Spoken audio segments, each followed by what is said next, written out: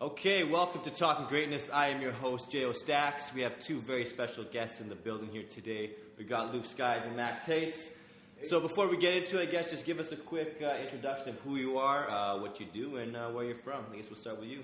Sure, I'm Luke Skies. I hip-hop artist, entertainer, writer from Saskatoon, Saskatchewan. That's me. I'm also a father, fiance, and a lover of life. Oh, jack of all trades. Yeah. There we go.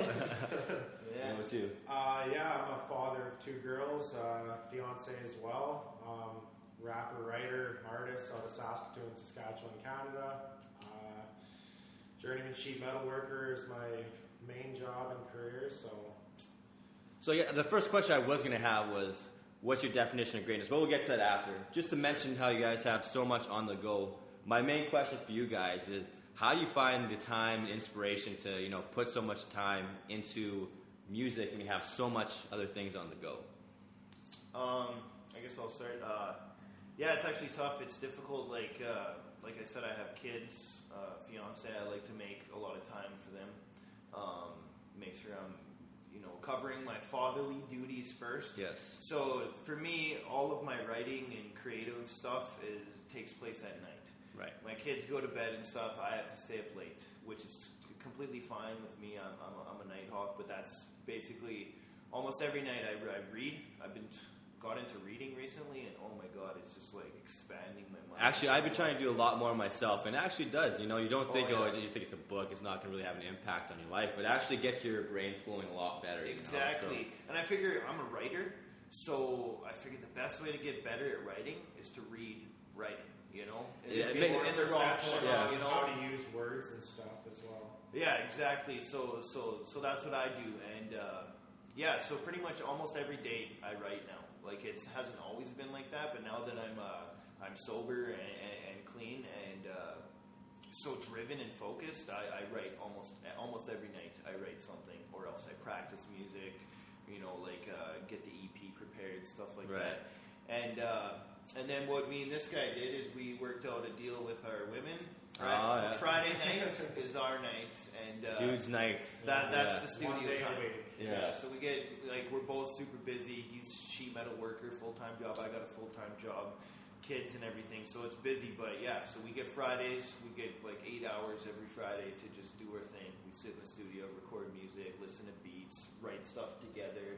Yeah. So I've learned too, that's a key aspect, is having time allocated for shit like that. You have to be able to sit and manage your time properly. Like you said, you have a lot on the go, but you have that time. You say, okay, we're gonna work on music now. Yes. Well, and you actually go just into it. wing it, and the plans would just go with the flow, and we would never ever have any set schedule. We would just get together, and everything would just fall apart, basically. Right. Exactly. That's now we have a more set schedule and times, and plan it better so that we have time to actually organization. That's been the main thing. We actually sat down, we made a schedule. This week we're doing this week we're doing that. We have a 2-month plan here going on for our projects, because we're both working on our EPs, which are both written, done, but we only have Fridays. Not too many people in the booth at the same time either. Yeah, so what I've done is I've scheduled all my features in. We just finished the last feature this weekend, so it's just about organization. I've always been an organized person, but now that I'm have such a clear mindset, I'm really organized. Yeah. So that's my thing. I like showing up on places on time. Doing things when they're supposed to be done, having a plan 2 weeks in advance, and stuff like that. It just makes things go smoother and easier.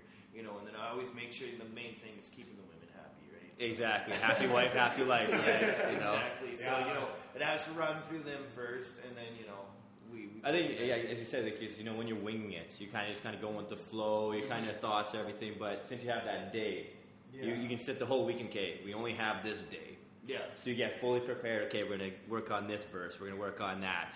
So you can actually get in there. You execute. It used to be where we would we'd get together with just the two of us. Okay, we're gonna do music tonight, and then all of a sudden, an hour later, another buddy's texting, what do you guys do? Yes, exactly. exactly. Come on down to the studio, Yeah, I got a bottle. And then, all of a sudden the bottle and the drugs and all this shit starts happening. And then the lifestyle happens. Yeah, you're living the lifestyle. Music is done, you think you can record a verse, and it just gets real sloppy, and it's just like...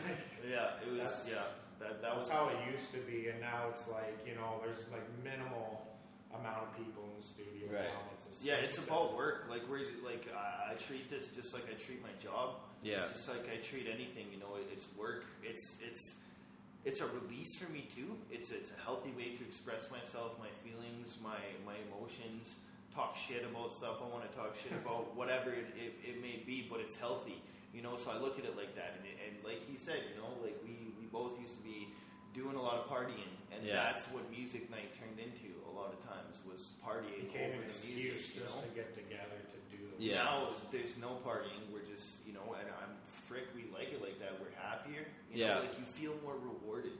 It's a better feeling to just like get things done. Like it's an undescribable high. Yeah, and actually I'm kind of in the same phase myself. Like you go through, everyone does. That's part of life. You go through the party Everybody phase. has a problem, Yeah. But the one thing it came to me was you're hanging out with the same people every week. Mm-hmm. You're drinking, you're doing the same shit every week. How are you really going to accomplish anything doing that, right? Yeah. And then you get to that point where you say, this is enough. Yeah. And then, I got goals, and then you focus in on it. And then, again, you just got to substitute the partying with something that actually has value. Exactly. And that's like, once we do the talking greatness question, I'll touch more on that. But it's the greatness thing is kind of like a whole life concept that I have right now, but yeah, that's also back to that subject. Like this album I'm doing, Scatterbrain, is talking about these situations. I'm actually, in a sense, leaving my scatterbrain behind. And that's what this whole project represents. It's a very personal project. There's lots. I'm talking about drugs. I'm talking about like life things, shit I did wrong. Just all the bad.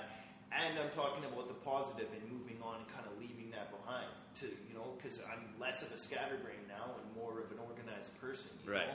So this whole EP represents a turning point in my life, and it's my most artistic output I've ever worked on, so I'm really proud of it and really happy that I finally get to do it, because I remember talking about this album 3 years ago when you interviewed me, but that was right when I was getting into some serious drugs I shouldn't have got into that completely took over my life. And like I was like, I just want to emphasize to people, if you're struggling, you're doing drugs, whatever, like everybody goes through that, but there's a point where it's not fun anymore. It's a necessity, and if I can get sober, if I can do good, I know, like, because I was so trapped. I thought, not that I didn't want to do music again, but I thought I would never do music again, because I thought I was trapped in that life forever. I had that big of a hold on me. It was everything. I woke up, thought about it, throughout the day, thought it. Every single day was about doing drugs. It was bad, and I completely gave up on music for like 3 years. And this album, like every beat on this album, I had bought 3 years ago, or it had made for me 3 years ago. And I wrote a lot of it throughout that time, but it didn't, like I wrote the bulk of it in the last 6 months. And rewrote most of it. And so it's like, it's current, like what I'm talking about is like that time period, So it's scatterbrain, but you actually rewrote it without the scatterbrain. Well, no, like I'm talking about that, because that whole period in my life before getting sober, I was a scatterbrain. I was, and I still am sometimes, but it was a huge cause of that's being a scatterbrain was drugs and not organizing myself, not taking care of myself, not doing things properly, not focusing on the things that matter, So yeah, and so like with this, I talk about that mindset, that stage. And this is a moving on now. So now after this EP releases, everyone can hear what I was going through and what I did. And the next project is going to be a completely new thing, So, yeah, it's cool. It's cool. This is like every other musical thing I've done. Like I've done a song here and there that has meaning to it, but more like I was always just like a shit rapper. Like I'm just talking shit. I want to be better than everybody else lyrically. That's what it used to be. But now I'm about telling stories, talking about feelings, trying to inspire people to change their lives, to do different things. That's my goal right now. It's like I ain't gonna lie, I want to blow up. Everybody wants to blow up. I want to be a famous rapper. That's the dream. That's the goal. That's the dream, right? But the main focus for me personally right now is changing somebody's life. Right. Like if somebody comes up to me after my show and it's like, I listened to this song and I didn't commit suicide, or it got me through that day. That's what I'm looking for right now. Or if somebody comes up to me and they're like, "You inspired me to do music, to do this." That's a huge thing to hear. That you feel it. And it kind of validates what you're doing. Exactly. Yeah. It's great. Like even the other day, my sister, my whole family is musical. Yeah. And my sister, she's had a huge life change too recently. Changed her attitude and perspective, and she's doing super awesome in her life. Doing great things, and she started, doing music again. And she messaged me the other day, and she's like, "You're such an inspiration to me, And now me and her, we're gonna do like a brother sister thing. She's That's gonna awesome. play some piano and stuff, it's cool, like people, and just the positive love I've been getting for everything I've been doing lately. It all feels so great, Yeah. But like it's honestly about that one person that's like, man, you changed something in my life. That's what I'm after. Yeah, that's what's important, right? Mm-hmm. Yeah. So then you have the Scatterbrain project. What do you currently have going on? I'm working on The Steel is Forged in Fire. The Steel is Forged in Fire. Basically saying, you got to walk through fire, to become steel. I like that. I like those names that have actually a meaning. Yeah. Everybody walks through that fire, and you can only become steel. Right. And become more solidified, I guess you could say, after you walk through the worst of the worst, right? Yeah.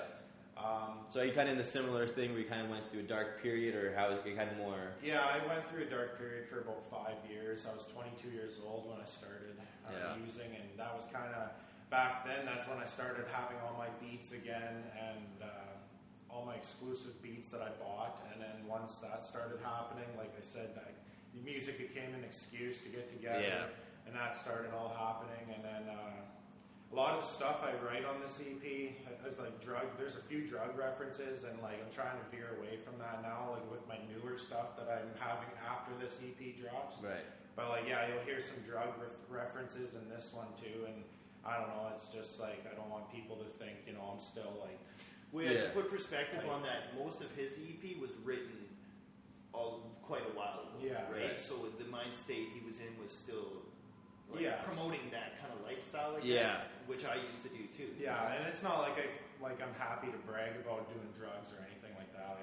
I'm totally out of that now, and I totally don't care about it. I guess I think for you more so it's hip hop is storytelling. Yeah. And you're telling a story of your past, right? Yes. So at the time you're in that, so it's I hear what you're saying. You don't want to be associated with it, but that's also a part of your story. Because so many people know I'm doing well and sober now, and then I'm going to drop this EP. And he's using again. Yeah.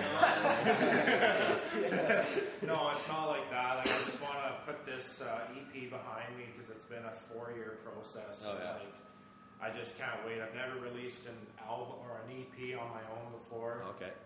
I've only ever released singles on YouTube here and there, and I was never really a serious artist, so I'm actually taking a step now, and we're being more organized and taking it more seriously, it's an actual, we're doing this time, and nothing's going to stop us, especially silly shit like that. So. Yeah, and speaking of that, after these EPs are done, which they're going to be done right away, me and this guy, we're going to team up, and we don't have a name or anything, or even if we're going to do a name, but it's me and this guy got an album in the works. We got all the beats. It's half written already, and it's so much better than what, I don't know. I know a lot of artists I've heard recently. They're like, yeah, man, I don't really listen to my music after. I think that's snooty or this and that. And it's man, I don't make my music unless I want to listen to it. Yeah, you know exactly. What I mean? I need to like this shit. That's first and foremost. This is my art, my craft. Yes, I want to inspire people and this and that, but it's about me. Exactly. I want to be happy. I want to be jamming in my tunes. Exactly. We basically want to put these 2 EPs behind us and basically start writing what we feel today, right? Yeah. Start moving on again. We already have a couple songs, not recorded, but written and complete. Yeah. But we're just waiting now because we're getting a little too far ahead of ourselves. We want to stay focused on getting the first ones out first. And that's the thing too. It's just kind of bringing close to an old project, and then boom, it's kind of because then still always in the back of your head. You're like, okay, I need to finish this project, and then once you get that off, you have a clear mind, and you Yeah. go on to the next one. And again, you start telling the story of where you're at now. And like Steel is Forged in Fire, I didn't really like think of that name right off the get-go. I Yeah. kind of thought of that about 6 months ago. Oh, okay. So, like, I got some pretty good beats on there from like Oscar Mike and Nice. C Lance. Some really good heavy bangers on there. So Yeah, pretty excited for this those dude's ones. EP is like Some catchy underground fire, like freaking hard, punch you in the face bars and stuff. It's really good. It's And then there's some super good. soft songs on there too about like a few storytellers, like a few life tellers. So I'm pretty excited about those ones as well because they're like the ones that mean the most to me. Like anybody can go up on a mic and spit bars, Right, exactly. in your face bars or anything like that. But like, yeah, I always try to at least incorporate one or two like catchy phrases or punchlines into every song. So like this EP, like I've spent like blood, sweat, tears. Like I'm gonna quit rap forever. I'm gonna do it again. I've like given up on this project a million times. Yeah. And now it's just like You just got to get it out. you know, there. I could not let go of it though. That's the thing. Yeah. I could never let go of music, no matter what got in my way or what I was faced with every day. No matter what obstacle, I started to like figure out. I was like, you know, I make the ceiling your floor. Right. It's kind of a weird analogy, but like make the ceiling your floor. Like you ever look up into a ceiling, there's a million obstacles in there, a lot more than what you are down here. So like I kind of started striving off of that. Nice. As well. So I guess another question that kind of spins off that. Do you guys think, obviously, is it better for you guys then to be in a more stable place where you can just focus on the quality of the product, as opposed to, there's people out there who are just full-time music. They're trying to bang out music after music after music. Because you're in a position where it's, I wouldn't say, I guess it's more of a hobby, I guess, right? Because you got your day duties, so you can actually focus on the art. Mm-hmm. Do you prefer it that way, or do you kind of like the whole bang it out, like the hunger of just having Patience is key. Yeah. Like I used to be about cake, because like to be honest, like when I first started like like in like 2011 and 2012, like when I first started like rapping and like getting into it, it was like me and Bilderberg and Caspi and stuff. And honestly, like there was so much beef around the city. It was like Bilderberg versus Sacred Script. You know what I mean? That's what it was back in the day. And like I don't even know if they really know it. I fuck with all those guys now. They're super dope dudes. I love Freems and KP and K-Nigs and all those dudes. Super good guys to hang out with and do music with. But that's honestly what it was, and they probably don't even know that. But every time we put something out, like it was like combating them. You know what I mean? Like we weren't directly dissing them, but we were trying to be like, we're the better rappers here. Exactly. You know what I mean? Like that's like what it was back in the day. And it's kind of funny because I've totally moved away with that. And again with the scatterbrain thing, because I would always be like, I have to put out more music. I have to do more than these people or that person, or I need to just do more for myself. And now I'm patient with it because my main focus now is sound quality. And I've been doing a lot of research, talking to a lot of different producers, and like I know my sound quality is nowhere near where it should be, especially with how long I've been doing it. But I realized there was 3 years of fucking sitting on my ass. You know what I mean? So like I can't expect to just like hop back in and have the best access to the best stuff. You know what I mean? Because like mixing, mastering, that side of things, rocket science to me. Right. You know what I mean? Like, I don't even own a computer. I don't know how any of that shit works. But, so like what we did recently over the past few weeks, he just moved into his new house. We got that new studio going. We researched like proper recording techniques. Just the recording. How to get the best vocal sound out of just recording, Like, and frick, we've really improved the sound that way. Also, I've been trying to write, because like a lot of people classify me underground, this and that. I don't really want to put a label on it because like I listen to all music. I like all music. I make like a lot of this new stuff we're making is really more like of a mainstream sound. You know what I mean? But what I'm trying to do lyrically is not sacrifice my content, but write it in such a manner that it's more appealing to a larger audience. More simpler phrases, things like that. Not trying to do the double timing and things like that. I want this to be accessible to all age groups, to a lot of different people. You know what I mean? So that's my focus with the music, is writing it so that I can. And then also before I go into the booth, I know my songs now. I'm not reading off my phone. Yeah. Shit like that. Like I know my song, I'm spitting it, I know it, you know. So like I'm just taking all the steps that I should have been taking before to just ensure that I have a quality product. You know what I mean? Because that's the important thing. Like, yeah, I make music for me and this and that, but like, you know, if it doesn't sound good sonically, like people are going to be like, just turn it off, move to the next one. Yeah. Right?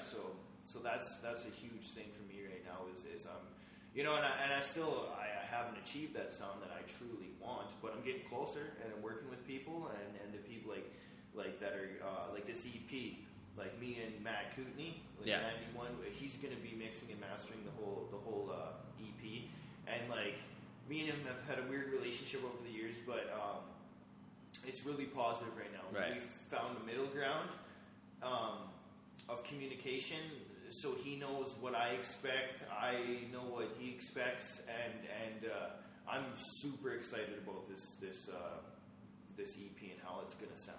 You know, like that's the thing. Because like right now, everything I've recorded just raw.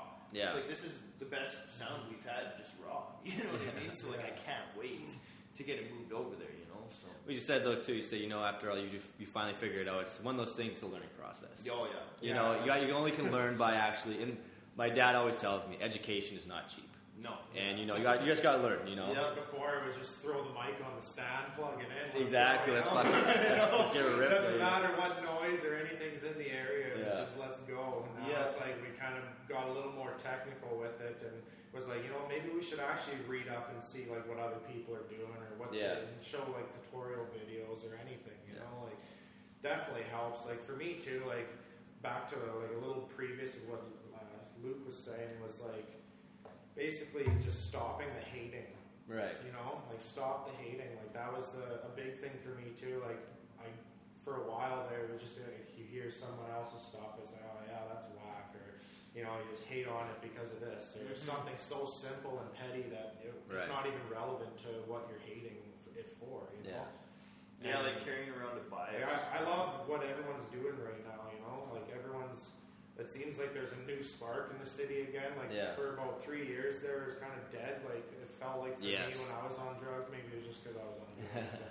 I don't know. It felt like now, like you know, like KP's out of jail. He's doing his thing. You know, like Fremo's holding it down. Data and Dilly, they're doing their things. You know, everyone's branching out. Like NJ's got a new project coming. You know, like everything's kind of rolling. It's kind of nice to see. Lots of people are... See, like, I hollered at him about sound quality because I feel like his sound quality is one of the best, if not the best, in the city right now, like, from what I'm hearing. And, like, now I know why. I mean, you gotta like, which I have no problems paying, man. Like, if somebody's doing good art, I want to pay you what I can pay you, you know? But the thing is, I'm not rich, you know? So it takes time, you know? Like, I have to save up my money to do what I'm doing or have, you know, like, whatever, you know? So, but that'll come. I keep at it. You know, it's gonna come. You know, I'm gonna like the thing too, like being clean and stuff like that. Like my job life. Yeah. I got this new job. I love it. It's great. I got a raise the other day. I'm making decent money. Like you know, and it's so rewarding. Like these small things. Like I'll again starting to talk about shit from the greatness question. So now I know you've been patiently waiting for this next question. So what is your definition of greatness? Okay, so I like my previous mind state for years was always like the view that kind of the media, the world kind of pushes at you, like that to be great you need to have success, money, power, things like this. Right. You know, and I've kind of recently just tossed that out the window, and to me it's a positive negative thing, you know, like it's I feel like greatness is in everyone. Right. Everybody has the potential to be great. They have greatness in them, and it's something that you for me, I try to project onto things, you know, onto people, onto my music, whatever. So, and it's the little things, you know, like the fact that I come home from work, do the dishes, make supper, you know, like it's the little things that add up. You know, I take care of my kids, you know. Going on dates with my fiance, writing that verse, you know, like and the culmination or collection of those things, it's greatness, you know, Right. like, and it's something, you know, and then there's another side to it too, like, you know, everybody wants success and appreciation, that solidification of what you're doing, so there's a part of it like that too, you know, like I'm always trying to achieve greatness or you know, like focusing. It's about the positive and negative. Like I'm really trying to live positive, you know, positive statuses, positive music, positive outlook, positive relations. You know, like just projecting positivity and trying to get the negative out, like the karma thing. You know, like I just feel like in the universe as a whole, like you get what you give. Exactly. I couldn't agree more. Yeah. So to me that's what greatness is. You know, it's just your ability. For me personally, it's just like it's an inner thing. It's in me. Greatness is in me all the time, and it's something that I'm trying to project onto the world. And my life is been turning around. Like these last like 3-4 months have been the best 3-4 months of my life. You know, when I get home and my kids run to me, yes, and say I love you. You know, like they always have, but like it's just such a great feeling. You know, or like going on that date with my fiance and laughing, being happy, coming home, you know, like having hugs, you know, like having a relationship with my parents, you know, and on like my family, like, you know, I was thinking about the other day, like a year ago this time, my phone, you look in my messages, drug dealer, person looking for drugs, this, you know, people I'm middlemaning. Now I look at my phone, mom, dad, girlfriend, Corey, you know, like positive conversations with positive people, you know, and it's just like it's those little things. It's just like everything in my life is now working towards greatness, and I feel like I'm trying to project my greatness that I know I have in me on everything else, you know, like that's. Yeah, and one thing I could definitely agree with that is basically what you're coming out is who you surround yourself with. Yes. And me personally, like that's one thing that I've been really, because I got some good friends. You know, you got your friends that you grew up with. Yeah. And you know, you want to stay loyal to those people you came up with, but at the same time, those people can be holding you back. Exactly. And it's like, at what point do you say, okay, this is enough? Mm-hmm. You know, and then you add. That's another huge thing for me too. In the last 6 months. Oh, a little bit unprofessional call there. But yeah, so like in the last 6 months, I've had to cut out like 90% of the people in my life, and at first it's like it's a hard thing to do, and like a lot of it wasn't me consciously pushing people out. It's just like a lot of these people just they see me. I don't know if it like I'm not them, so I don't know. They could see me doing well. Right. They're still living the same life. People don't like to, you know what I mean? It's like a subconscious thing. They're still drugging and drinking, and I'm not doing that. So like. Maybe they don't want to be around me because of that. Right. The other thing is, it's not that I don't like them or anything like that. It's just I'm not doing that lifestyle. Exactly. So I can't.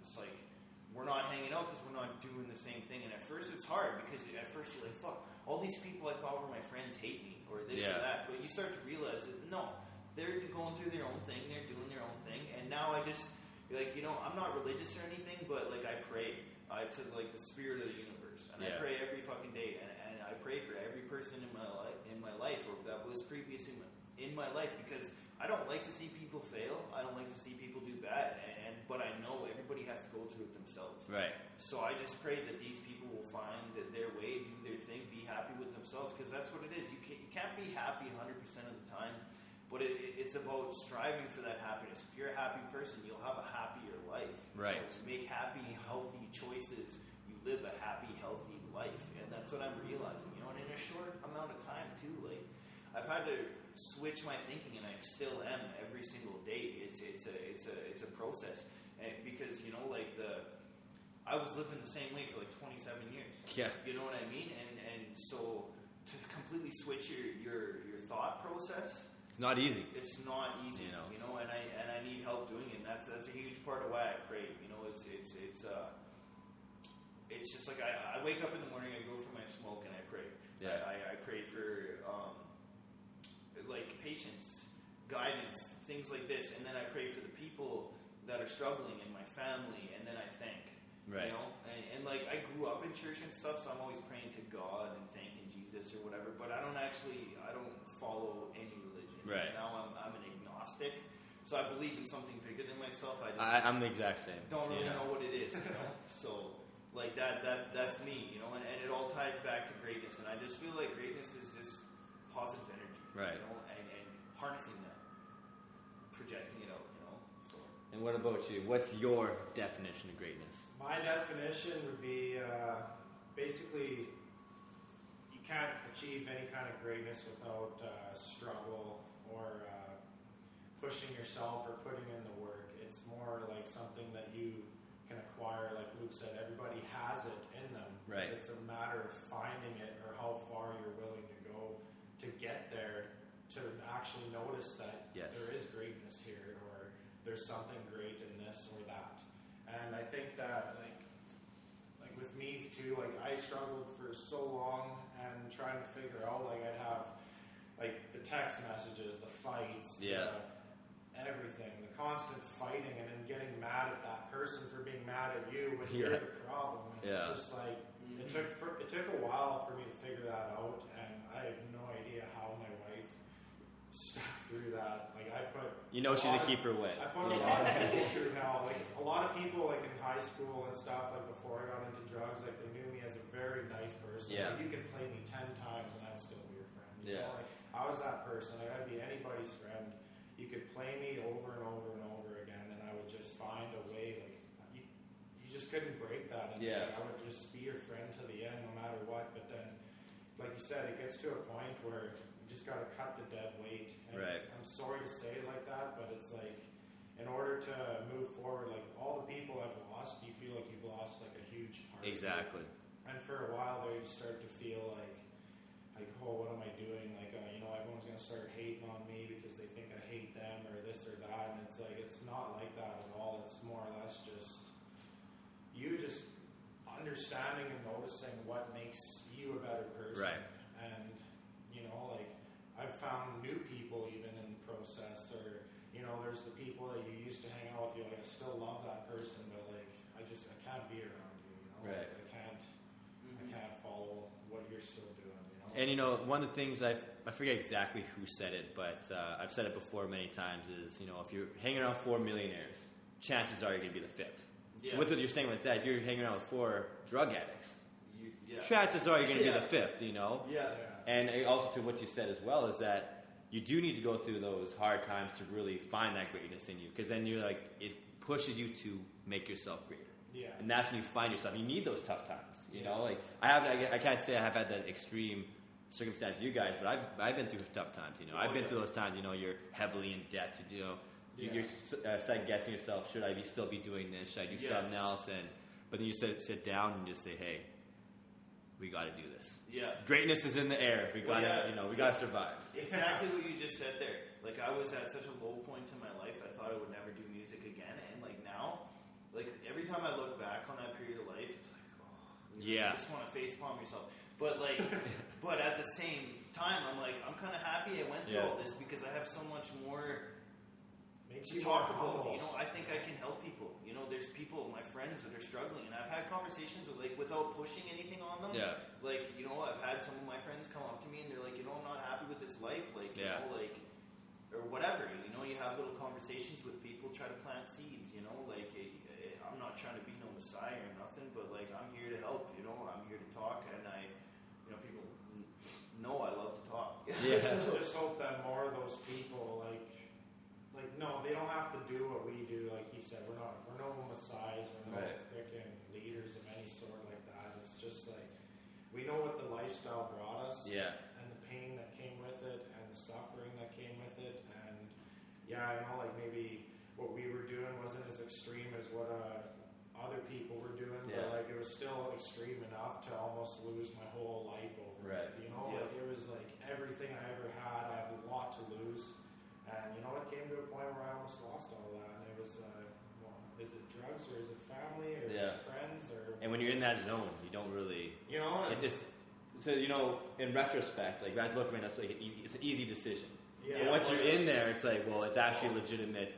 What do I choose? Drugs or family, right? You try to justify it all by like saying, I'm not bad, I'm doing this. You try to justify everything. It's a constant juggling act. It's like you're always trying to figure out how can I do drugs and still maintain my life? Yeah. And you trick yourself into thinking you are I can do it. You know, Yeah. because you start to, like, when you're in that mindset, living that lifestyle, even though there's bad times every single day, you don't focus on that at all. Right. You just think like, oh, you know, I did go to work today, so it's all good. You know, and that's not what it is. I deserve it, you know? And it was every excuse. Oh, I'm sad, I need to do drugs. I'm happy, I need to do drugs. I'm this, I need to do, and it's just like it consumed. Yeah. But now that we've like cut that out, it's like music now. Like now that music is more present in our life again, it's like this is what's making me happy. Yeah. This is what's, you know, without that, I'm more happy doing music now without it. Yeah, like there's a couple of things, like the fact that my woman stuck around, and like because I was on the cusp, the tipping over the cusp, about to fall of losing my kids, her, my job, everything. I was about to lose everything, and I did lose a lot, and it's been a struggle trying to regain the respect that I had too. You know what I mean? Like a lot of people don't like me anymore, right? Or like look at me in a certain light, or they still think I'm a drug addict. You know, and that's fine. People can think what they think. You know, because that's the thing. Like I used to be so involved in what people thought. Right. But now the only people I care about what they think are my kids and mainly my kids, and my fiance. Those are the main people I'm trying to please in my life right now. You know. And actually, that's always one thing too. Is when you're in the party scene, is I always shake my head when I'm in the bar and I see a fight break out. Yeah. Because like really, because it comes down to like my viewpoint is it's usually someone chirping. Yeah. And you're really gonna let someone like voice or sounds coming out of another person's mouth. All it is just sounds. You're gonna really allow that to bother you and go start a fight. You know, it's like, and with that, it's like if they're gonna say something, they're just words. Yeah, exactly. You know, they can smear all, but as long as you know who you are, that's all that really matters. You know. Speaking of that, actually, the other day at work, it was the first time I ever had like a confrontation with one of my other employees, and you know, I live by I think I'm not, okay, don't quote me, but I'm pretty sure it's, you see an asshole in the morning, you see an asshole in the morning. You see assholes all day, you're the asshole. Right. You know what I mean? I kind of live, in a work setting, I live by that. Yeah. You know what I mean? So, this guy was being an asshole to me in the morning, and that was the thing. Yeah. He's just being an asshole in the morning, and I just walked away. Yeah. And, you know, he came up to me later, apologized to me, because I didn't react on it. I could have easily, like, this guy was being a prick. You know? I could have easily turned it into something, but I didn't. The 6 months ago me would have been like, but ripped his ass up. You know what I mean? Yeah. Like it's just like it's that lifestyle change, the thinking patterns. Like my brain is working differently now. Yeah. You know, it's just it's crazy. It doesn't have that barrier anymore. Like even with the book thing, like I read like 6 novels my entire life, and in the last 2 months I've read 6 novels. Wow. And a barrage of comics. Like I'm just all about comics right now. Like so, like I feel like it's helping me. You know, just like that's the thing. Back to the greatness thing, what I'm doing is instead of looking at what I didn't do that day, I actually sit down at night, what did I accomplish? And even if it's the little things, doing dishes, or feeding my kids, or, you know, I took out all the garbage, I got, you know, like, or we got our superstore run done. Like, it's a culmination of those little things, you know? Actually, I always like to put references out there. You've seen Friday Night Lights? No, I actually haven't. Oh, okay. Well, Al Pacino, he's the coach there, and he's doing this inspirational speech, and basically the main concept of the whole thing is football, it's a game of inches. And that's like what life is. Again, you know, the dishes, that's 1 inch. Exactly. You know, every inch counts. And then at the end of the game, hopefully you got enough fucking points to win, you know? Exactly. But, you know. Definitely. Well, and that's the thing. The huge main thing that I've noticed I've been able to cut out is procrastination. Yes. I was the biggest procrastinator in the world, and I do not procrastinate with anything anymore. My wife says I need this done, I do it. Right. You know, my kids want something, I do it. I get home from work, I do it. I go to work, somebody asks me to do something, I do it. On Fridays, when we're in the studio, this is what we're doing, we do it. You know, like I just do it. You know, like Shia LaBeouf, just do it. You know, like, I'm still working on a few of those myself, but it's coming. It's coming in time. Actually, one of the books I'm reading right now is, I forget exactly, but it's a productivity book, and that's the biggest thing, because I'll admit, you know, I was, probably a year ago, I was with my ex for 2 years, and after because she brought a lot of structure to my life. Once, you know, you started adjusting to the single life, I had to, focusing on stuff at home, at work. I really just lost my organization. Yeah. And that's one of the things with the productivity. If there's something that can be done within 2 minutes, you do it right now. Exactly. If it takes more than 2 minutes, then maybe delegate it to another time. But you do it now, because then it just sits there and it piles in your head because you know it's there. Exactly. If I don't do it right now, I'm going to be thinking about it later. Right. You know what I mean? Like with everything, like I can't, and I'm already to the point I can't procrastinate anymore. Yeah. It's done. Like I have left that behind. Another thing too is like I read an article online and the guy was talking about like you said, production and stuff. Like be productive, eat the frog in the morning. Yes, exactly. Nobody wants to eat a frog, but you just get it over with. It's done. It's done. It kind of stuck with me because it was like it really stuck to me because it was like I'm like the laziest sometimes, and I just like put things off. But I've been working on trying to. I think it's can probably relate to that where you think you're like, oh, I'll remember to do it. Yeah. And then you're like, okay, yeah. And then it's again, if it's an easy task, oh yeah, I'll get to it. And then it's like a week later, like, I fucking forgot to do it. And then, especially in like a work environment, we have other people it affects. You're like, oh man, then you look like the dick. Yeah. It's like, if I would have taken the 2 minutes at that time, to just no problems, But I mean, and it sounds like a simple concept, but really it's not, man. It takes work just like anything else. It's like about training yourself, everything. And that's how I look at it. It's like when I look back on doing drugs, it took work. I had to find it. I had to find money to do it. I had to drive people around. Like, there was so much work to it. And if I want to stay sober, if I want to pursue music, if I want to live it takes work. Yeah. And it's about picking your priorities, like where you want to put this work into. And that's why I can relate to one of my good buddies. He's he's not, I wouldn't say he's a drug addict, but when he does get into that zone, when you're done, you're drinking and stuff, he gets so adamant. If he actually pursued anything in his life, like he tries to pursue coke at 5 a.m., this guy would be a multi-millionaire. Yeah, exactly. Because you'll do anything. Yeah. But if you actually took that hunger and applied transferred it to something else, then you're golden. But that's the one thing. Drugs. It's actually a good motivator in the wrong way. You know. Well, no, it's cool too because as time, because it was hard at first, man. Yeah. That's the thing. It's like there's a physical side to it. Yeah. But the mental side is where it's at, and it's you think about it all the time, and it's an obsession. Yeah. And the obsession has actually left me. And it's for a couple months now, I am not obsessed with using anymore.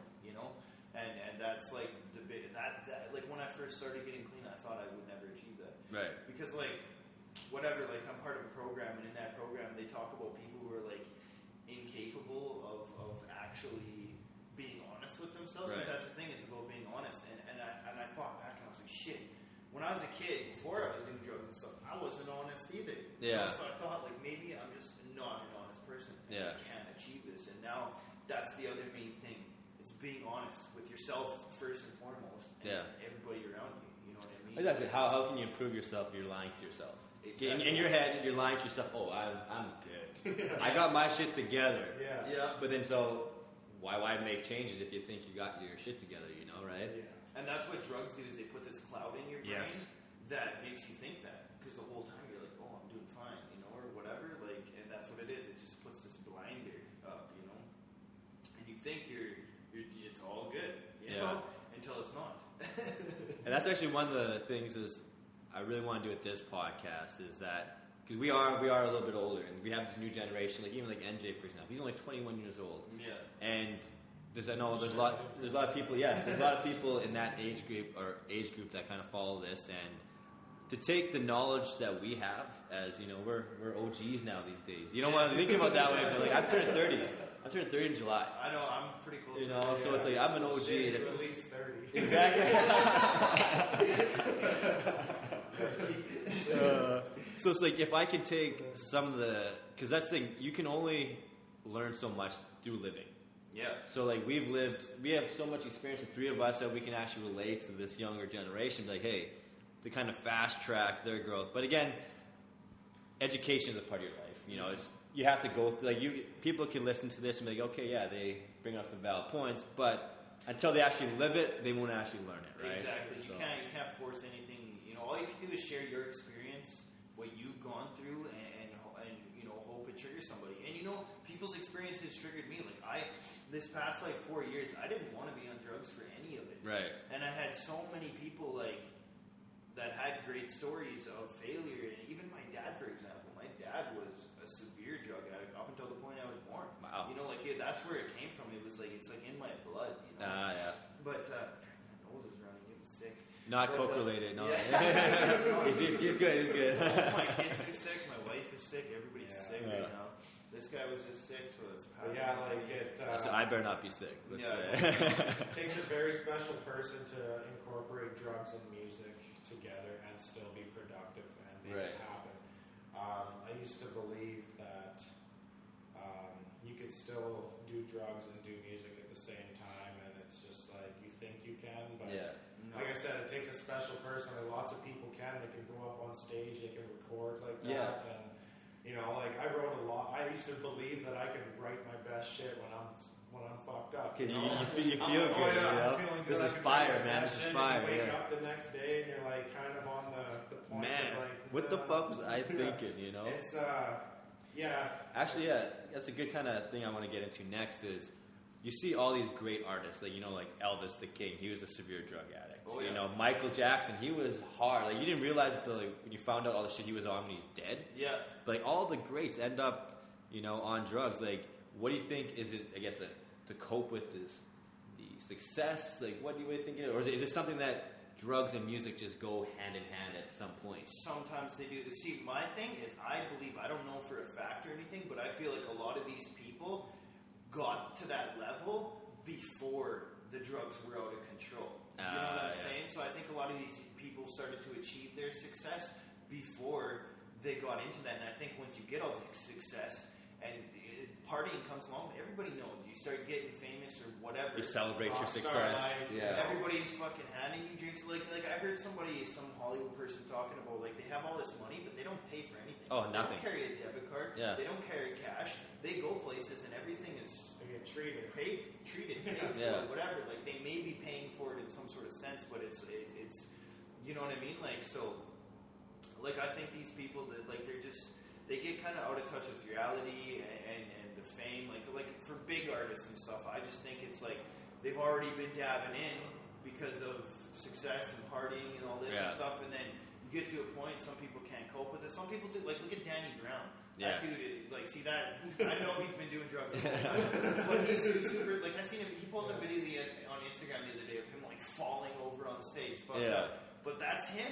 You know, like some people do that and portray that, and they can, I guess, handle it. Like, you know. But everybody comes to that point. You know, everybody who does drugs consistently, it no longer becomes fun. There's a point where it no longer becomes fun, and everybody gets there. I saw actually a picture yesterday. Was that you probably seen it with Johnny Cash?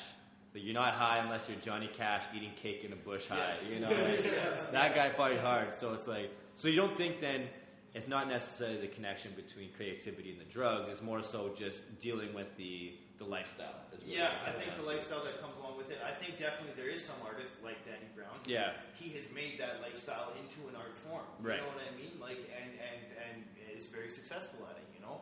I think there's two sides to it all, but I think a lot of these like Elvises and Johnny Cashes and stuff, like I don't think they were like hooked on the drugs before they did the music. Right. You know what I mean? I think it came along with it.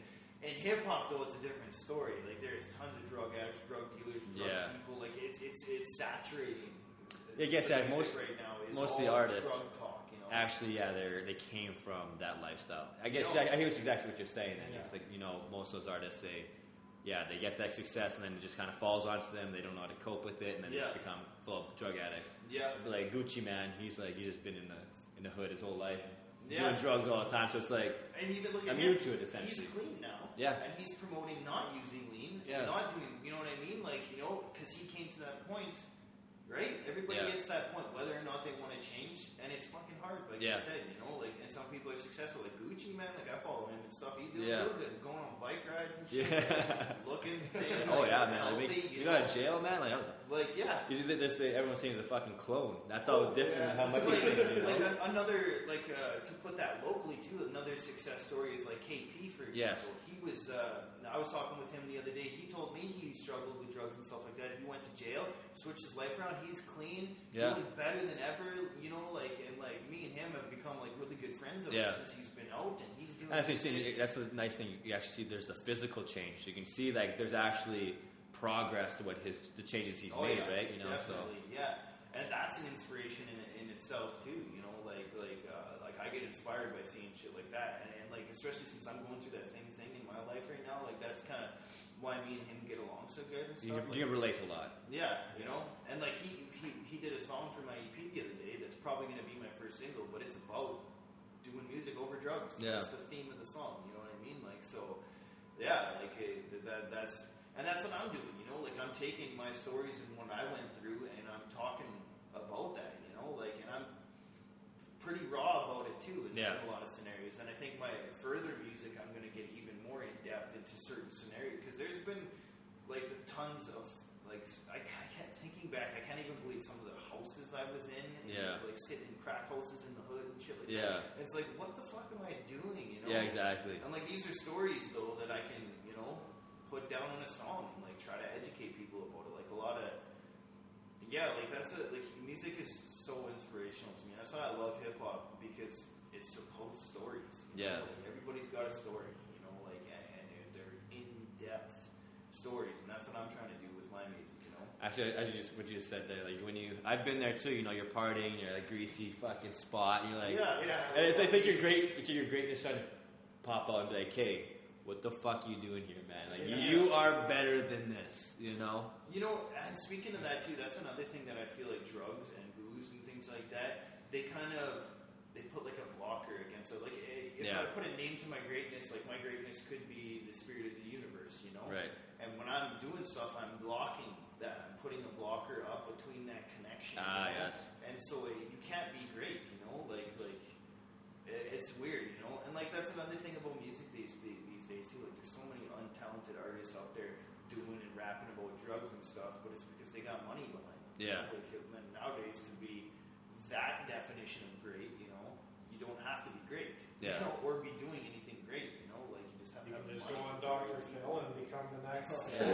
Cash me outside. How about that? That's what our kids are going to see and think it's okay to grow up into that. Yeah. See, that's the other thing too. I'm trying to be a role model. You know, Yes. like my kids are the most important thing, and it's fucking a tough time to be raising kids. Oh, I can only imagine. Like with all the internet electronics, and just the role model, like I said, the role models out there. You know, you got the Kardashians, you got this Cash Me Outside broad. You know, it's the people who get famous most of them are stupid as fuck. Exactly. You know, true artists and actual talented people. There is talented people. Chance the Rapper. Yes. And like I don't even really listen to his music. I've heard a bit, and I'm not a huge fan to be honest. Yeah. But I have a huge shit ton of, especially since I've been reading all these stories. He's turning down $10 million contracts and stuff, and all his music is free. I didn't even know that. Wow. I didn't know that either. Yeah. All of his music is free. Yeah. He hasn't sold a record. He's fully independent. Fully independent, hasn't sold a record, turning down major artists. He makes all his money off touring and merchandise. That's it.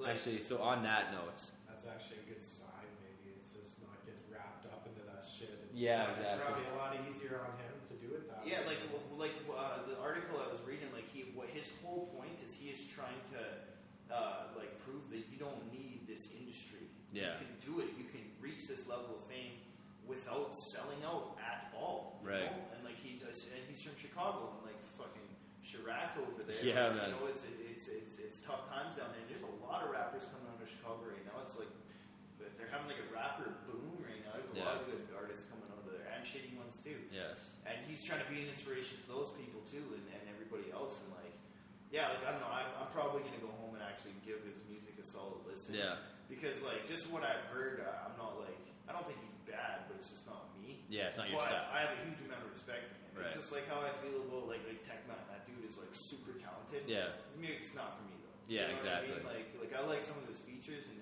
artists he's signed and stuff like that, but him himself, I can't listen to it Okay, so I guess on that note, one of the questions I'm going to probably make consistent on this podcast is, depending on what industry it is, but since it's hip-hop, who is your definition of hip-hop, or greatness in hip-hop? Who is the greatest hip-hop person? Whether it be on the business level or... Like right now, currently, or just like who's all my time. favorite like hip-hop? All time.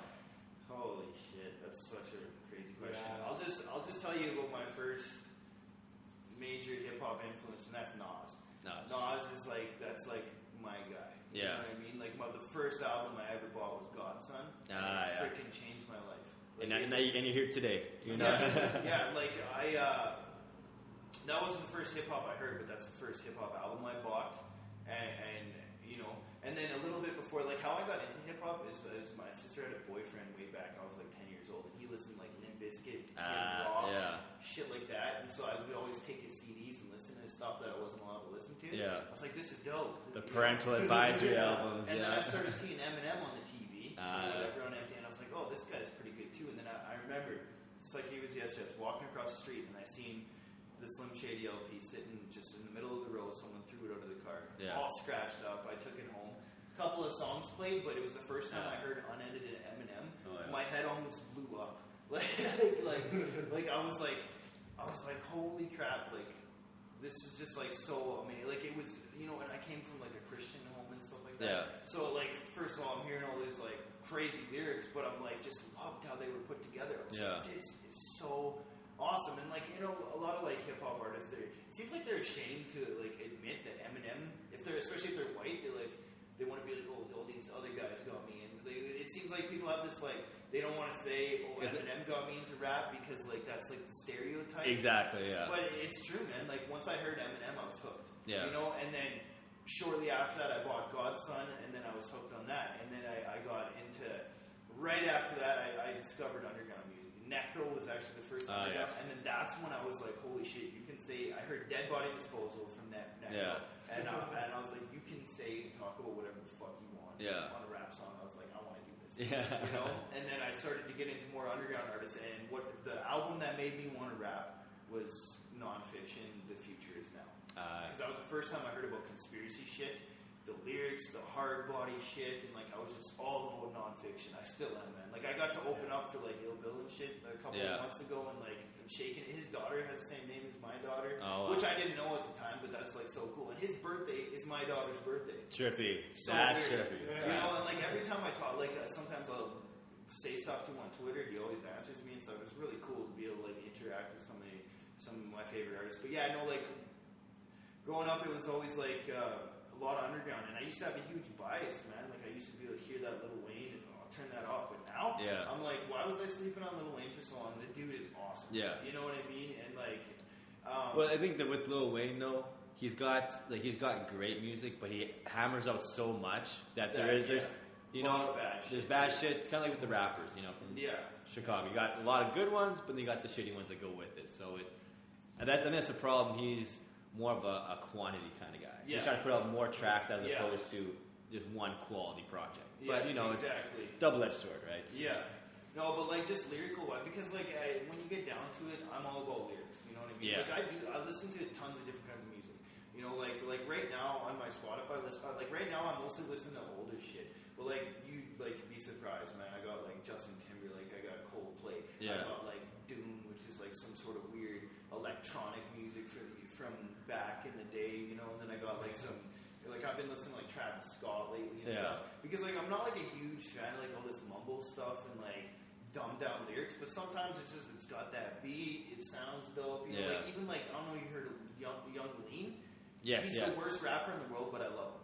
You know, like he's got a good beat. He's got you know. I don't know what it is about like music like that. Like there's another guy that I'm really all about right now. Is Bones. I have no. He's a YouTube guy. Releases all his music for free. And he's getting like millions of views on his shit and stuff. Like he was actually on A$AP Rocky's last album. Oh, okay. He did the hook on one song. I forget what the song was called, but it's so dope, man. Because I like A$AP Rocky too, man. Like that was another thing. When he first put out that Long Live A$AP, I didn't know anything about him, but for some reason I was like, I should check this out. So I bought it on iTunes, listened to it. Fucking amazing. Like his content is kind of the same the whole time, but the production on that thing is just I don't know. So yeah, like I got a lot of respect for the ASAP crew and stuff right now. Like I like what they're doing. Game is another one of my favorites. Yes. He's always consistently working on something, you know, and he's got the business side. 50, I grew up on 50, man. Me as well. That's why like with Game, it's like a bittersweet. Yeah. I respect the guy, but I know I'm a loyal dude. When it comes to brands or people I look up to, I'm fucking loyal. Like Kobe Bryant, you talk any shit about Kobe Bryant, I will get mad. 50 Cent's the same. Oh, know? yeah. So well, the Game, that fallout, I'm like, he does put out good music though, so you gotta, give props for props is due. Exactly. Yeah, see, Game is another lyricist, and the thing is, all his, main albums, besides, Jesus Piece, because I think that should have been a mixtape, because it's, all features, it's not really, but most of his albums have really good structure, there's good songs and stuff, I just like how he puts it together. And, 50, I don't listen to much current 50, if there is any even. But there's a couple projects. But, more Get Rich mixtapes. or Die Trying, Oh, classic. That's, one of my favorite albums ever. Yeah. Like that murder. Yeah. I love that song. It's Yeah. so good. But I don't know. There's a lot of dudes on. I'm even trying to give people Future and shit a chance. But I just, again, it's just I'm not into talking about Xanax and mumbling and stuff. Yeah. It's cool that they're doing what they're doing. I just can't get into it. But there is stuff like Big Sean. Like I was telling you before the interview. Yeah. Big Sean, I never gave a chance until a couple weeks ago. And now I'm like, holy fuck, this dude is awesome. Yes. The thing I like about Big Sean, I guess his latest album, I Decided, is me. I'm more of I said, I don't have a good lyrical ear, so I'm more of I guess I listen to more melodies and anything that's hype. And his album is, I would say, it's an album of greatness because it really inspires you. It's one of those things I'm making moves. A couple other tracks on there where it's you can relate to it because this guy, he's out there, he's grinding, he's trying to create, he's going for it, which I love, so. And that's what I like about his content too. He's talking about realistic shit. Yeah. You know what I mean? And where he got to, how he got there, and he's because when you just hear the before, the reason why I hated on him is because he sounded like, oh, I'm the shit, this and that, which is cool because everybody says that in hip hop. But I felt like those are the only Sean verses I was hearing on the radio and stuff like that. You know what I mean? So then once I gave the whole discography a listen, I was like, fuck, this guy is he's in tune with himself, with his energies, with what he wants to be and what he wants to do. I watch music reviews from Anthony Fantano. You ever heard of him? He's one of the biggest music reviewers on the internet, and he just hates Big Sean. I don't understand it because this guy, I agree with almost every one of his reviews on albums, and he reviews everything, all types of music, all types of hip hop, from underground to mainstream, everything. And he was just not happy with this. This is what he said. He calls Big Sean a poor man's Drake, and I don't agree with him, man. A poor man's Drake. He's like, especially this new album, I Decided. It sounds like a little bit less good version of If You're Reading This, It's Too Late or whatever. And I'm like, I don't know, man. I like Big Sean better than Drake, but Drake's. I mean, you gotta have Drake love. He's Canadian. Yeah. He's doing it big. You know what I mean? There's a ton of Drake songs I like, but I don't know. I don't closely follow that as much as other music. Most of the artists I listen to, especially new artists, when I first heard Young Lean, I was like, I need to know everything about this. Yeah. So I find every interview, I read shit. I'm like, okay, now I know. I'm like that when I get into something, I get into it. 100%. I learn everything I can learn about the artist because that's the thing, man. When I hear some shit, I'm like, okay, what's their mindset? What are they doing? How are they getting these millions of views and followings and stuff? And that's what I try to pick up on. You know what I mean? And you can't just figure that out from just listening to the music. You got to get into their heads from the best you can from an internet perspective. Yeah. But anyways, on that same question, I want to talk locally real quick about who's inspiring me and stuff like that right now. And the big thing right now is Lab Rats. Yes. Those dudes, okay, we did a show with them not too long ago. Ari the Rugged Man. They fucking stole the whole show. Those guys know how to perform live. Number one. Number two, I just finally listened to their album the other day. Yeah. And it is so good. Put together so good. Matt's beats are just unbelievable. The lyrics that AB and Bluesy put together, just nuts. The structure. They put in all these little interludes and things that are just bring it together so nicely. And they've got me so inspired right now. And then Blues came through. He did a hook for me on a song the other day. I'll kind of co-sign that from a business perspective. I love their branding and their marketing. Oh, fuck like that little rat, like that's just all, how that's all Matt, man. He's a fucking think tank. And you see it around. Like, okay, yeah, lab rats. So that's the one thing. Like from the business side of things, I got much respect for. And the coolest thing about them, man, is they're not snooty at all. Yeah. They have no hate. They're just positive people, and like, because I've known them for a long time. We used to host Cypher Sundays. Yeah. And fucking Bluesy and AB would come through every time. Yeah, we'd have them at my buddy Steve's house, and we'd all get together and just spit freestyles over beats from YouTube. Like, it was just a thing we did, and like we looked at it as like we play games and shit. Like, okay, everybody in the room is a different shape. You're a square because of this, and you're a certain. We play games and like diss each other. Have mock battles. It'd be like Vegeta, Goku versus Scorpion, Sub-Zero. Yeah. Battles. You know what I mean? Like that's what it was. So like I've known them for a long time. This is the first time I've ever done a song with them. And Bluesy, by the way, he took this hook I wrote and made it his own. Yeah. It's just like, I'm so pumped for it, man. But those guys, they got me like through the roof inspired right now because like they put on a great show. They know what they're doing. They're nice guys. Like they're just like positive people. And now I'm like super. After hearing that, I'm like, okay, fuck, I can't wait for Matt to like get on my EP because this thing sounds like fucking pro. You know what I mean? And then like I really like the drive and determination of the whole AMF crew. Yeah. Like those guys is doing it big all the time, man. Like they put out a lot of content and a lot of it's good, man. And they're constantly working. And now that I've developed a relationship with like KP and stuff, like seeing his transformation, it's inspiring, And then NJ too, man. Like that guy has a grind and a hustle unlike nobody. You know what I mean? He, from an outside perspective, he seems like this business and doing it proper.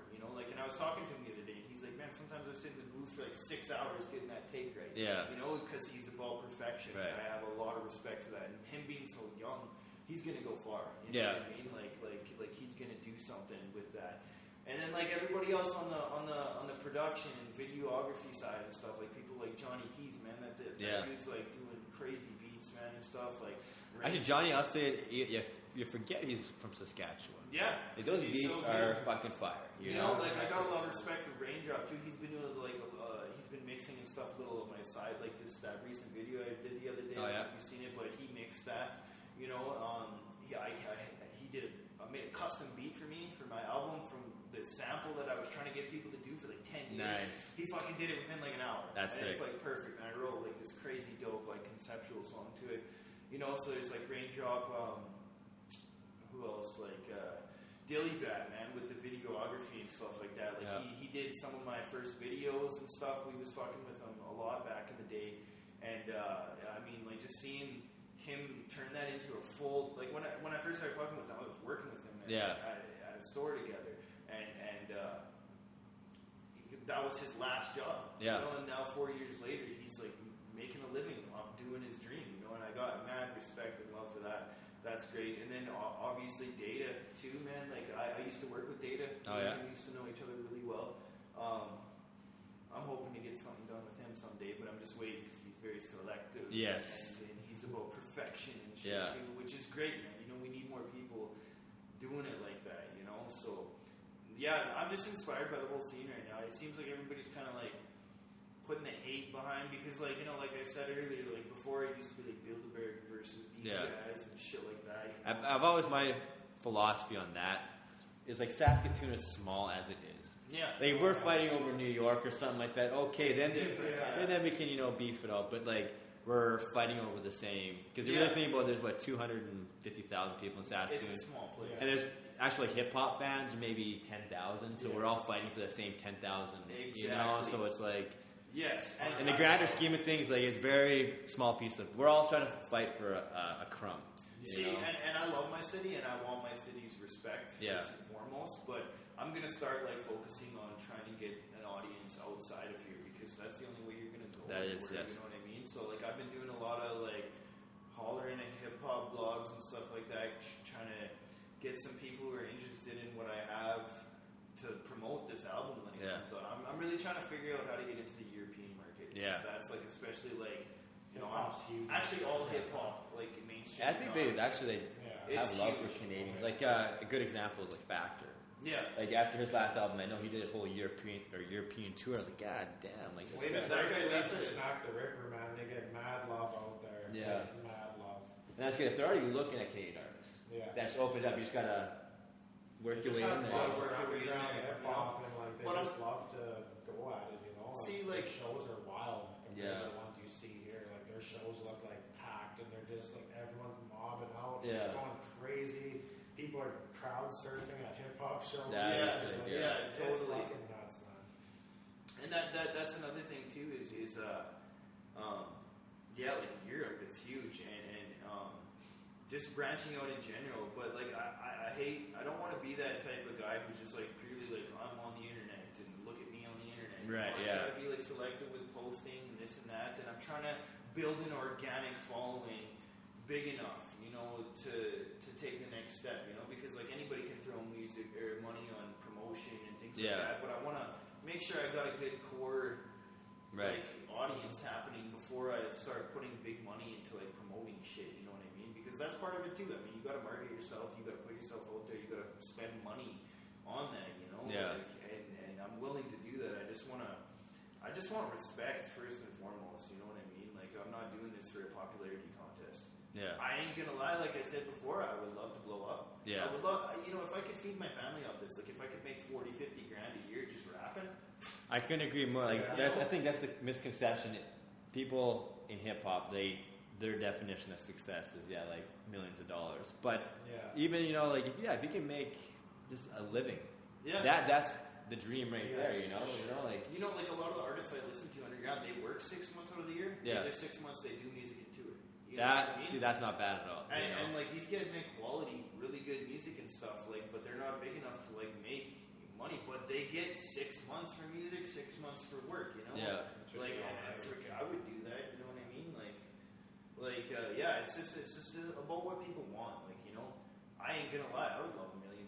Yeah. But it's not gonna, sign me up for that, man. But the thing is, I feel like if I get to a point where someone's offering me $1 million for music, I'm not going to necessarily need that, So I think I might be able to, like Chance, say no to that and opt for the more, humble approach. You know what I mean? Like, because if you're at that level, obviously you're making money. Yeah. You know what I mean? Like if someone's like, hey, I'll give you $2 million to sign a deal. Well, why are they offering you that? Because you're at a level that you're worth $2 million. Yeah. So if they're going to offer you $10 million, chances are you could probably make 20 yourself. Exactly. But the only thing is, you have to put that extra work in. Yeah. A big label. You already know you're looking at. Exactly. So it's like a toss-up of what should you do. Yeah. I don't know. My main focus lately has just been quality music.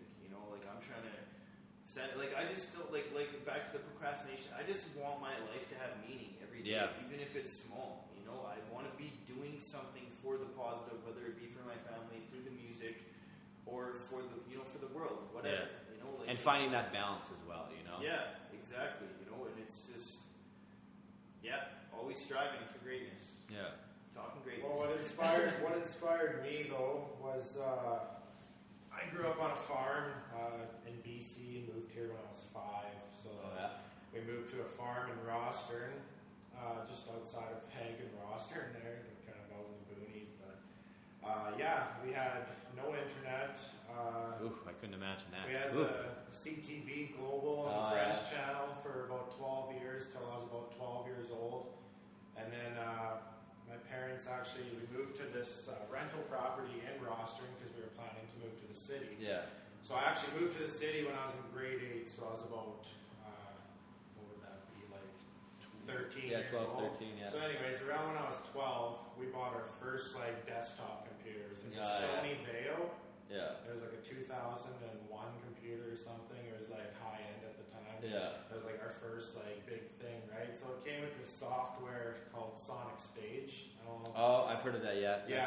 It was just a music player and kind of like Winamp or now Media Player, right?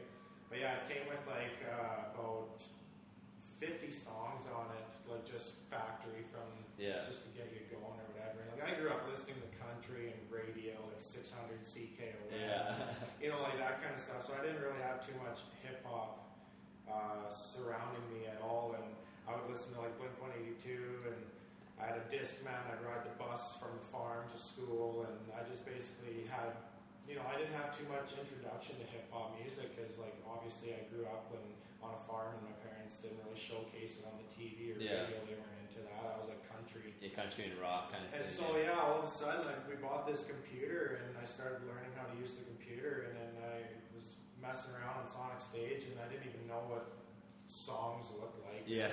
And I just started clicking on shit. And then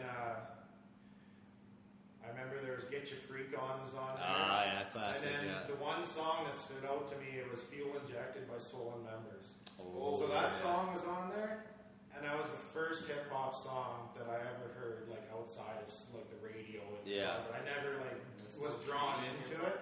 But like the first song I clicked on, actually felt. I was like, this is awesome. Like 13 years old, and I was like, this is some awesome shit. You know? And I always thought, like, Swollen Members was pretty sweet, so I started getting more into that. And then what was it, around 2000, whenever the Marshall Mathers LP came out. Yeah, that was 01. 01, yeah. So that was the first CD I bought, because then I used to, on Global and CTV, they would start showcasing like the VMAs and the Oscars, and so like we had a VHS recorder, so I would put my tape in, record the show, and then watch it later, and then that's when Eminem was like doing the Real Slim Shady and all these other songs, and then My Name Is came out, and I remember my parents trying to like block me from it. Yeah, I still I remember they tried. I would watch that on my own time, and then like I just got really into Eminem, and Swollen Members was like my first introduction. And I was just into hip hop from there, and then I turned about 16. That's when I started like buying stuff. I had like Acid Pro, a real shitty mic. No studio. It was like the M-Box 2. That was before the M-Box 2. Acid Pro, you could just record right off your desktop. Right? So I was just like, just playing around. Actually, my first song I recorded was with this guy. We did some like just stupid songs, man. Like I wish I still had some of them to showcase our progressions.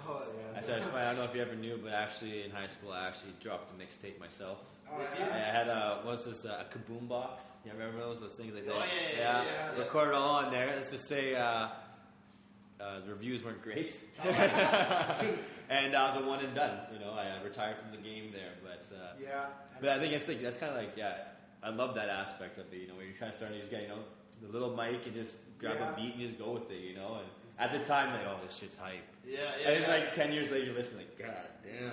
But that's kind of the learning curve of everything. So like as soon as that all happened, I was just like right into hip hop. Like I even went through a phase where I was like into Spice Girls, man. I was into Spice Girls probably mostly because they were hot as fuck at the time. But and you were young, you're pop stars.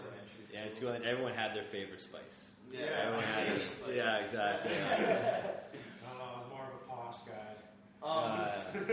What this guy was talking about, I should have mentioned too. Swollen Members was a huge impact on my life too. Actually, their album "Bad Dreams" was the first hip hop album that was given to me. Oh yeah. I traded some kid in elementary school. I forget what, but he gave me just a CD, the skull on it. I was like, "This looks dope." You know? I didn't even really know who they were, and still to this day, I'll jam that album once a month, man. Like that's one of my favorite albums ever. And that was the first time. That was when I realized. This was before I started writing and getting into rap, but that's when I was like, fuck, this dude's white from Canada. And he, you know what I mean? Like, Mad Child was a huge influence on me back in the day because I was like, if this guy can do it. Because, like, fuck, Eminem was new when I was young, you know what I mean? And he was, like, the first big, like, white rapper besides, like, Beastie Boys, you know what I mean? And, like, I had that mindset that I could never be a rapper because I was white, and from Canada. And then I started seeing Mad Child and stuff like that. So who is a white guy from Canada, And he used to be like, to be honest, I hate almost all of Mad Child's new music. But Bad Dreams, man, like, because right now he's like trying to be like saying the most big words and talk about like I'm a little goblin dragon. You know what I mean? Like doing all this stuff, and it's like so weird, And he was on the same sort of subject matter back then, but he did it so smooth, and so much more real to me. And he was talking about like real shit, Now it's just like he's trying to.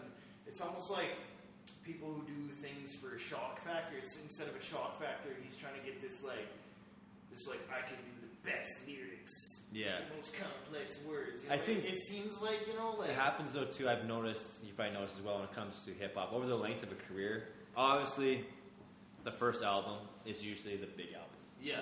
But then, you know, again, you run out of stories eventually. Yeah. You know, and then Stuff and like you that. kind of like I think that's where he's at, where he's got all his stories out and he's trying to be innovative.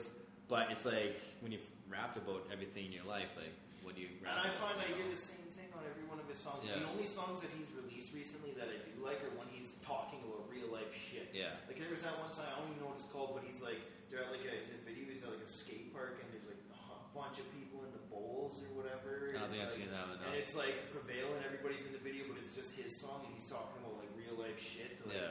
That was like the last good Matt Child song. I don't even remember what it's called. Like it wasn't even good enough for me to remember. But yeah, I don't know, man. Like I don't hate the guy or anything, but like I just like it's like it kind of saddens me because he used to be like one of my favorites, and like Yeah. I said, I still listen to Bad Dreams all the time. Yeah. You know, like. kind of introduction. But that's the thing. I'm up and down, man. There's like a month where I'll be like, "Hey, I only want to listen to new music," and I just Yeah. try to find a listen. But then you need to fall back and And listen then to the I just classics, you know. So like my Spotify playlist is like a mixture of everything and all genres too. Like another thing that I do is when I'm doing a lot of writing, I try to listen to the least amount of rap.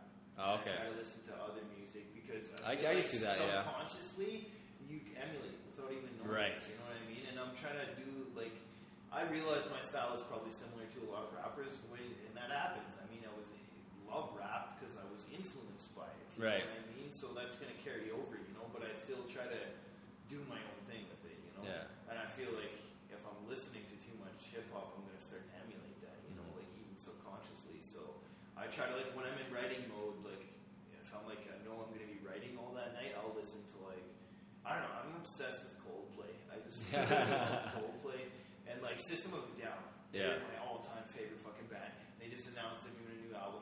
Nice. And I'm so fucking excited because like I know every word to every System song, and I listen to Yeah, System that's your shit, almost you know? daily. You Yeah. know, like freaking, I love System of a Down so much. And Linkin, actually, my favorite album of any genre of music ever made is Hybrid Theory by Linkin Park. That's the only album that I just like. It'll never get old. Like, and it's just like it's got everything, man. It's like how I feel about Eminem as a whole. Eminem can make you disgusted, laugh, cry, Yeah. angry. Like he does all the emotion. That's why I feel like he's the king because He could shit he $1 million track. Yeah, exactly. He can do everything, you know, and Yeah. he has done every style like and of hip hop. You know what I mean, pretty much. And it's the same thing with that Hybrid Theory album. Like I can put it on when I'm sad, when I'm mad, when I'm happy, when I'm angry, and it deals with all the emotions and the lyrics. I feel like all the lyrics on that album are written for me. You know Yeah. what I mean? Like it's just Or just like, hits you, like, yeah. there's just Yeah. and there's not a song I'll skip. I'll listen to the whole thing every time. There's just like there's no album, and that's exactly what it is. It's a hybrid. It's Yeah. a fucking rap rock album. You know what I mean? Like it's a hybrid theory. That's the whole concept of it, and it's just like, and like I said earlier, that style of music, like Kid Rock, he was a hybrid country rapper, you know, Yeah. kind of thing or whatever. Like the original Yellow Wolf, if you Yeah. want, you know. And same with Limp Bizkit. They were like a metal rap. You know what I mean? So like I kind of discovered that genre, like hip hop, through hybrid hip hop. You know, Yeah. so like that's why, and I feel like that Hybrid Theory, they did it right. That's the album for me. Yeah. Like, you know, like a lot of people would probably be like, "Oh, Linkin Park's gay, you're a fag," and be like that. You know, I don't like a lot of Linkin Park's other stuff, but Yeah. that album, it's just perfect. Like, you know. So I think on that note, we'll kind of wind this down here. And the one thing I want to finish this off with is, what advice would you give to up-and-coming artists? You know, I don't even feel like I'm in a place yet to be giving too much advice, but all I can say is if you want it, you want to be a rapper, you want to do music, you want to sing, you want to do any kind of, or anything, just anything in your life, it takes work. And you got to put that work in, you got to be prepared to put that work in, or it's not going to happen. You cannot sit on your ass and expect something to happen. You know? Like, I haven't reached success yet or anything, but my life as a whole is happier and better and easier to live just because I put that work in. You can't procrastinate. You can't sit on your ass. If you want something, you got to do it, you know? Gotta go get it. You got to go get it, you know? Like, you got to prioritize, figure out what's important, organize yourself, and go for it. You know what I mean? You can't just be like, I'm going to do this or I'll do this later. You can't procrastinate. You just got to do it. And in general, you'll find, like for me personally, because I live my life like that now, my overall mindset in life has become a much happier situation for me. And it's just because of getting that negative out and focusing on the positive. So that's the only advice I can give is to just, if you're thinking about doing it, do it, you know, in a nutshell. Simple as that, you know. Any last minute advice for any upcoming artists out there? I would have to say that be a good person, be genuine, do business properly. By that I mean, you know, give more than sometimes what people ask, or you know, like when it's money, I always give a little more, and it goes a long way than what their asking price is. Right. To show your appreciation. I don't know. Not everybody does that, but that's the code I live by. Is always give a little more, and you gain that respect back or whatever. And just keep making good music. You got to work super hard. And yeah, I think the overall message is just action, positive action. Yeah. Be a good role model. Don't procrastinate. Do drugs. Don't do drugs. Drugs are bad. Also, to add to what he said, that's another thing. Be professional. If you're supposed to be somewhere at a certain time, be there. You know, like don't keep people waiting. It burns bridges. Yes, you know? exactly. Like you don't keep people waiting. Don't beat around the bush. You want to do something, you do it. You know. Don't make it a fuck around. Exactly. Yeah, no fuck around. Yeah. So, I guess on that note, though, is there anything you want to plug before we bring this episode to an end? Yeah, like so as we've talked about, we're both working on EPs right now. Mine is the Luke Skies EP, aka Scatterbrain. It should be out by May, late May, you know, probably by the latest. It should be out by then. I think he's aiming for the same type of release. And if you want to follow us, I'm Luke Skies 306 on Instagram, Twitter, Luke Skies on SoundCloud, Luke Skies on Facebook, and bandcamp.com/LukeSkies306 for my other previous projects, and the new project's going to be on there too. And yeah, I just wish everybody the best, and thank you for having us at this interview or at this podcast. It's been a great time. So yeah. Yeah, and then you can find me at SoundCloud Mactates, Instagram Mactates, YouTube Mactates. Facebook, I don't have an artist page yet, but I will be making one, so you can find me at Corey Dick right now. That's my personal page. What's your EP called? My EP is Steel is Forged in Fire, and it's going to be a banger. I'm really excited to release this one. It's my first ever official EP, so to get the ball rolling, that's what she's going to be. So I look forward to everyone hearing it, and thanks for all your continued support. Oh, and I only have 8 subscribers on YouTube. So we need to get that number up. Yeah, let's get it up there. All right. So that's going to bring this episode of Talking Greatness to an end. I'd just like to thank you both for coming out here today. We had an awesome discussion. We actually ran out of footage or space on the card. Yeah. And so we got about an hour, 45-minute episode. So it's actually a lot of great content, great conversation with you guys. And I look forward to your albums. And, you know, when those are done, give me a shout. I'll help promote the shit out of it so we can get at least 10 subscribers, right? Yeah. Double digits. There we go. There we go. Double. Need that 10, yeah. So that's it. Talking Greatness. We'll be back next week. So we love y'all. Peace and love.